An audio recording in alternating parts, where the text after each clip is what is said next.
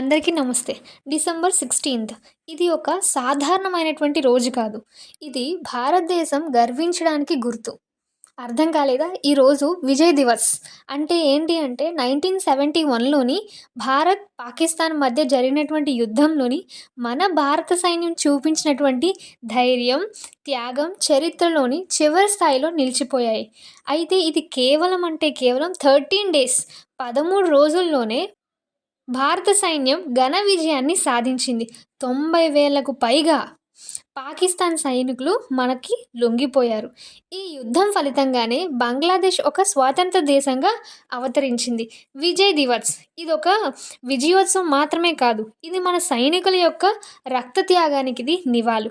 మన దేశ సరిహద్దులోని నిద్రలేని రాత్రులు గడిపి మన కోసం ప్రాణాలు అర్పించినటువంటి ప్రతి ఒక్క జవాన్‌కి కూడా మన హృదయపూర్వక వందనాలు మనం తెలియజేసుకోవాలి.